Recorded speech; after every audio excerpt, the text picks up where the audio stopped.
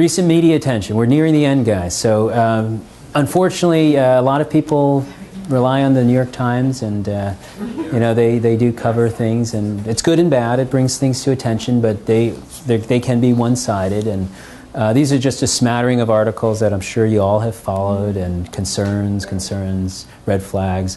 What I would say about it is a lot of them have dealt with, and this guy is Barry Meyer, so he's done. Yeah, I've spoken to him, and I don't know what to make of. He has, I don't know, I think he has a very focused view on this. Unfortunately, a lot of it is, I think, colored by total hip replacements. So as Ian brought up, total hip replacements, I think, are a different animal than hip resurfacing. And then a lot of it has also been colored by bad implants. So if you've seen bad results, and the Johnson & Johnson ASR has really been a disaster for hips in general, and especially hip resurfacing, then he's focused a lot on that. But a lot of the negative articles kind of gloss over the fact that, you know, a lot of it is due to, you know, these kinds of implants. And once in a while he'll say, oh, well, the Birmingham and other devices are performing okay. Yeah. But in any case, that's been the genesis of a lot of attention. Our orthopedic literature have had articles, is it worth the risk, and things like that. So this was what Ian was alluding to before. This is a resurfacing with 2 pieces. This is a hip replacement, so it's got multiple areas of corrosion. So it is a different animal, and studies have shown that total hips have higher metal levels than resurfaced hips, even when the size is the same and everything like that. Device alerts, this is the British FDA, the MHRA. They've alerted people to metal-on-metal hips and given advice. And our own FDA has done something similar. But as I was saying, many of the articles lump total hip replacement with hip resurfacing. And as I said, the metal levels are higher in total hips because of the chance of corrosion. And just remember that bad implants were the cause of a lot of these articles. So. Not every implant is the same. Unfortunately, the negative media has caused many patients and surgeons to believe that all implants are bad, and surgeons have stopped doing it, patients have stopped looking for it, and fewer surgeons are performing hip resurfacing. So, and it's something that needs to be done frequently, I think, to be good at it. So fewer people do it, so more people are going to specialized centers, as I've been fortunate to have. One positive thing I would say is that the media has highlighted the importance of regular follow-up. So you shouldn't disappear for 10 years. You should come back. We should get x-rays every couple years, check your metal levels. And it's like bringing your car in for inspection. And it's just so we could see if there are any issues with that and intervene earlier before things become too serious to fix. Are women different? I think this is the last section. So are women different? Clearly the answer is yes. This is kind of the first paper in 2008 that called attention to what they called pseudotumors. So the groin is a common area where people will have swelling. They describe 12 hips out of 1,300. So to answer your question, maybe about a 1% incidence. They basically described it as fluid-filled or solid mass causing destructive soft tissue lesions, pain, and required revision. But this is the Oxford group, so they have a unique experience there where they have many surgeons doing surgery, and a lot of them are trainees. So this is the one where a lot of the implants were malpositioned, and maybe obviously that we know leads to problems as well. So 1% may be the percentage, but that may be an overestimate also. But that's basically what had led to a lot of the articles being published. Recently, I think people wanted this addressed, was this JAMA article, Sex and the Risk of Hip Implant Failure. This represents the Kaiser experience from 2001 and 2010. So it is a very large number of patients, and Kaiser Also is able to keep track of their patients pretty carefully.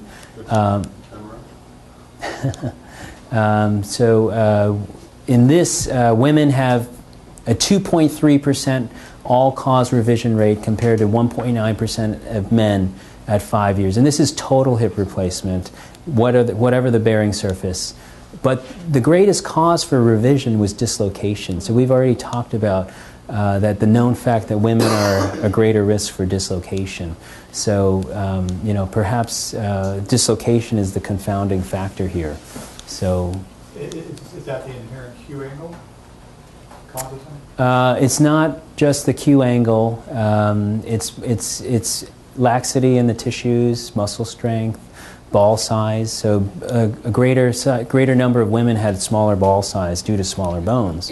So we already know that ball size is related to stability. So if you have smaller ball size, you're more apt to dislocate. So yes, I think there is a difference between women. You see it's not a huge difference, but this grabbed a lot of attention because it showed there was a gender difference. In terms of hip resurfacing literature, with hip resurfacing in women, 5,000 resurfacings performed by 141 surgeons, so a very large experience, which is good in some ways because it's generalizable.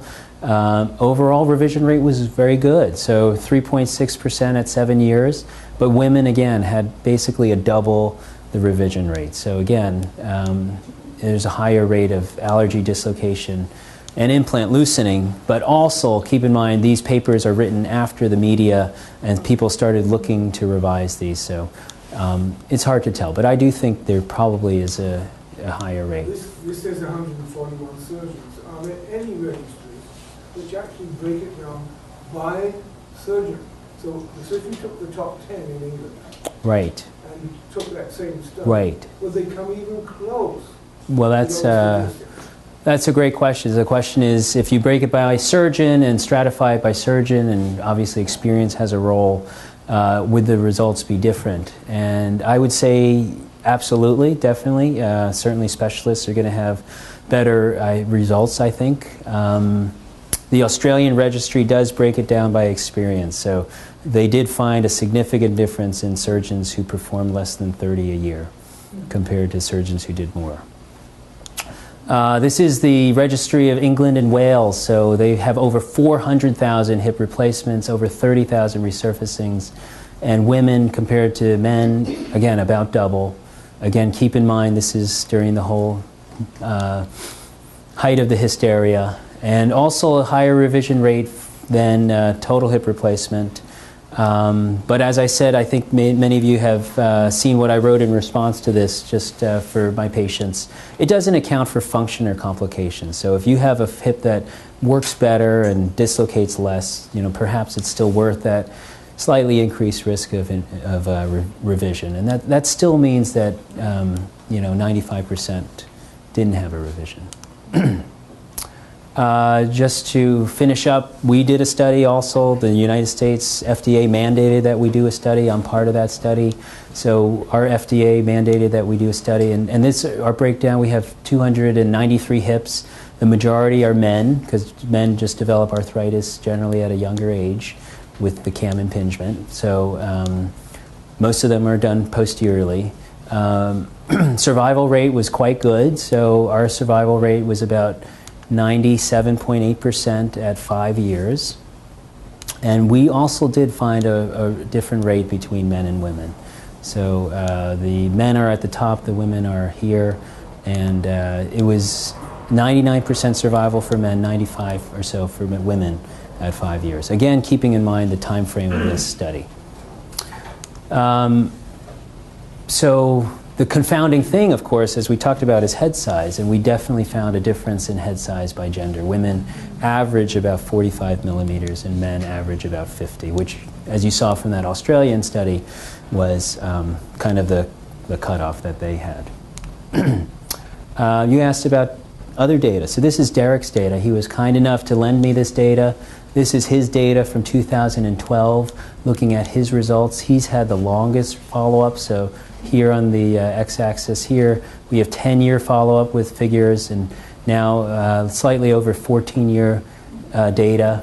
So his data is incredible. So it is excellent, but he does find a difference between men and women also. So if you look at 10 years, definitely men have a higher survival, women about 95%. And then at 14 years, the survival is lower, but again, these are all patients in England, and they may have had revision because they didn't want to deal with the metals and things like that. What's the mode of failure? Is it license, is it loosening? It doesn't stratify it. These are all cause revisions. So it could be infection. It could be somebody who fell and broke their hip, things like that. Implant survival in men, stratified by age. If you're over 60 or under 60, these are the results he has at 14 years. So they're excellent, outstanding results. And interesting, the older men did better, and there's probably related to maybe it could be activity. Yeah, right. Judgment. That's right. That's right. Better judgment. Older men, they know. So this is the McMinn data for women. So broken down by age. So 10 years, quite good results. Still quite good at 14 years, especially in women over 60. So again, the older women did better. And the interesting thing with that is that it's probably, the confounding thing here is dysplasia. So if women have dysplasia, they're younger. They had arthritis younger, yes. Just a question about this. The age is age at implant? Yeah, that's what I was or age, I mean, as they get older, do they change? It's age at implantation. Age at implant. Yeah, okay. right. Okay. So women do have different results than men with hip resurfacing, and we've talked about it. Smaller bone, implant size, higher incidence of dysplasia. Osteoporosis could be an issue, especially with hormonal changes. I think greater flexibility is a culprit also. I mean, it's a blessing to some, but it's also, it brings the implant edge to edge, and that can create more metal. So, women's pelvises are structured differently, and that could be an issue. There also seems to be a higher chance of the metal allergy. So that's certainly something that we still really need to do more research on. And that being said, I would say the majority of women do extremely well with hip resurfacing and would definitely benefit from the enhanced joint stability. And these are just some patients I've been fortunate enough to know. And of course, Vicky and Lori. So Lori's demonstrating motion and things like that. So this has really caused, though, the rate of resurfacing in women to go down, which is good and bad, I think, but that's kind of the trend in Australia. So what does the future hold? I think clearly we realize that metal is the problem, and we'd love to investigate other materials to eliminate the metal, but ceramic is a possibility, but currently not strong enough. Here's a fractured ceramic implant, and squeaking will be a concern with that. It might be something where we go back to metal on plastic. So the newer plastics are better, and they're certainly attached differently. So the problems that were seen in the 70s might not be an issue any longer. So we'd love to get rid of the metals, but we certainly need to do a lot of research in that before we start putting it in patients. And of course, we need to really understand what causes allergic responses and develop a test for it. That's really what perplexes me the most, I think. So in conclusion, hip resurfacing is an alternative, excellent alternative to total hip in those patients who will wear out their hip because of age or activity. Patients requiring a more stable joint would certainly benefit from the larger ball in resurfacing. Male patients with osteoarthritis under the age of 65 had the best results. Women can do well, but should have good bone quality and size. Not all implants are the same. And surgical technique, implant position are critical. Metal allergy is still a concern, and absolutely need to continue to research that. So I thank you really very much for this opportunity, and sorry it was so long.